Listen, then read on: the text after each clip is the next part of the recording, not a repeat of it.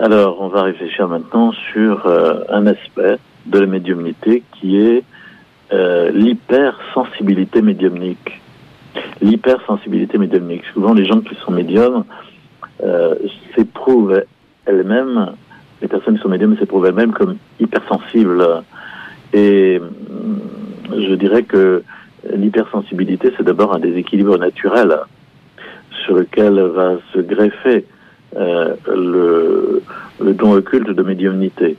C'est un déséquilibre naturel où la sensibilité est plus forte que la rationalité.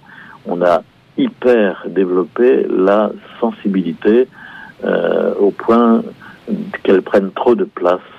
Et la personne n'est plus gouvernée par l'intelligence et par la volonté, mais par la sensibilité.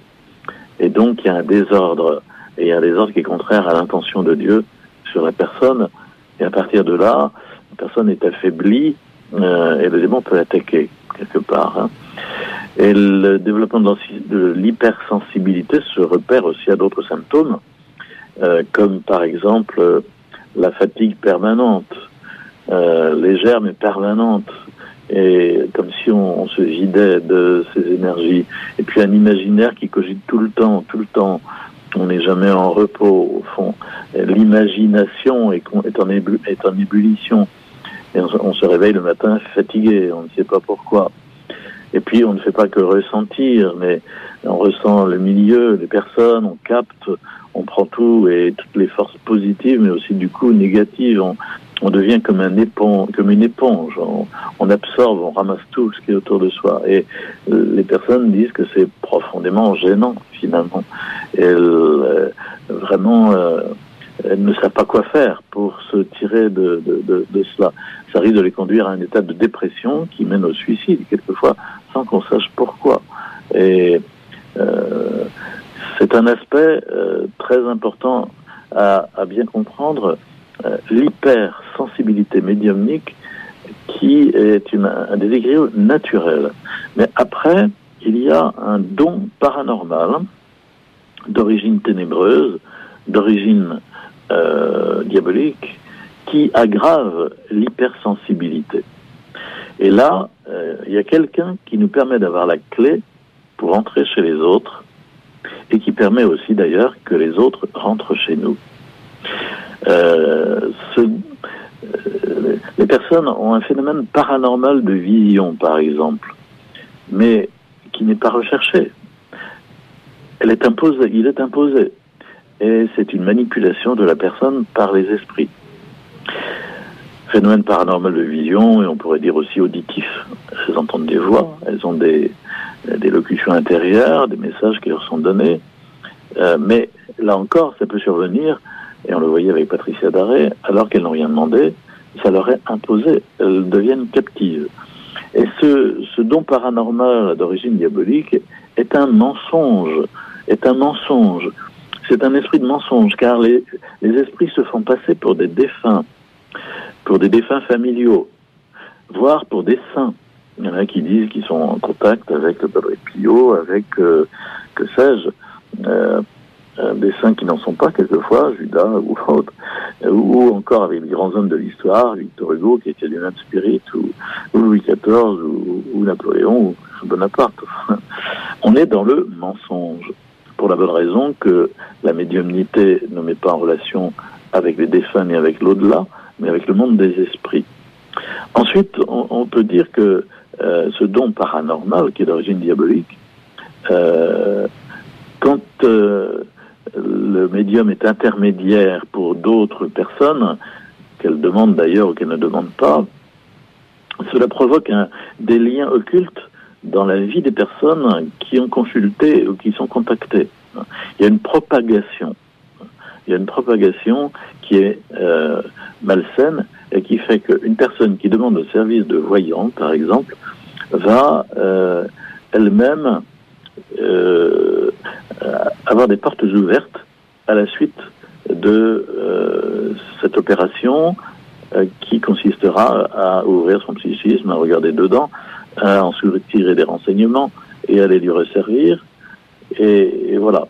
Qui plus est, s'il y a une parole qui qui a été prononcée sur l'avenir, quelquefois, cette parole qui est vraiment tordue,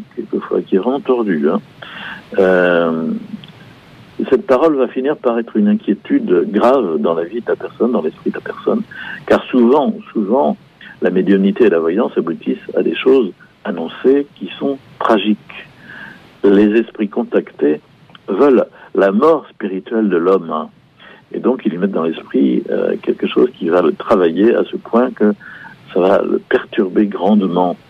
Et donc, vous comprenez, on est parti d'une hypersensibilité médiumnique qui est un déséquilibre naturel, mais on va dire que par-dessus, il y a un don paranormal qui se greffe, qui est d'origine ténébreuse, et puis ça développe des phénomènes paranormaux de vision, de locution, de parole, qui sont un mensonge et qui vont opérer une propagation du mal dans les personnes contactées et qui vont mener finalement tout le monde à la mort.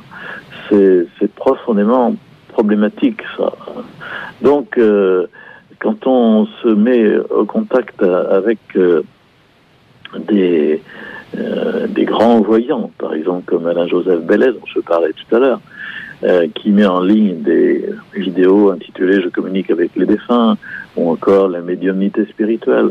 Quand on le contacte et qu'on obtient effectivement des choses absolument bluffantes, on est en grand danger. Mais quand dans une famille, il y a quelqu'un qui a une sensibilité médiumnique, dont il ne sait pas très bien quoi faire d'ailleurs, mais qui l'utilise au profit de sa famille quelquefois, c'est tout aussi dangereux. Et la personne est en grand danger aussi. Il y a des gens qui se posent la question, mais pourquoi suis-je donc un peu médium ? Ces gens, comme je le disais déjà tout à l'heure, se ressentent comme des éponges. Il y a une hypersensibilité qui les fatigue et se posent la question, mais pourquoi je suis un peu médium ? Et finalement, c'est souvent parce que elles ont elles-mêmes demandé des services auprès de voyants et ou de médiums, que ça développait en elles le don de médiumnité, ou encore qu'elles sont allées consulter des voyants, des magnétiseurs ou des conjurateurs qui travaillent avec des forces occultes et que ça ressort chez elles sous une forme différente, qui est la forme de médiumnité, puisqu'il y a deux grands secteurs pour l'occultisme. Il y a le secteur des fausses guérisons, puis le secteur de la connaissance par dons occultes. Et donc, il se peut très bien qu'une personne reçoive un don de médiumnité parce qu'elle est allée consulter elle-même, très fréquemment, au fond, des magnétiseurs et des guérisseurs. Mais il se peut aussi qu'elle le reçoive parce que une génération avant ou deux générations avant, il y avait dans sa famille quelqu'un qui était médium déjà. Et que la filière, si j'ose dire, se poursuit sur les descendants. Tant qu'on n'a pas coupé le lien, tant qu'on n'a pas fermé les portes, tant qu'on n'a pas demandé au démon de se retirer, il a toujours un pied dans la porte sur les descendants, car il se considère dans la famille comme chez lui. Vous savez, un don qui se transmet familialement, il se considère dans la famille comme chez lui. Donc, il est important de pouvoir vivre un temps de prière où l'on va confesser qu'on appartient à Jésus seul et demander aux puissances mauvaises de s'éloigner et couper les liens, fermer les portes et demander à Jésus de nous remettre dans un état de liberté spirituelle qui est celle de notre baptême. Voilà, alors je vais arrêter là pour laisser la place à toutes les questions que je voudrais bien poser à l'antenne pour qu'on puisse continuer encore cette réflexion.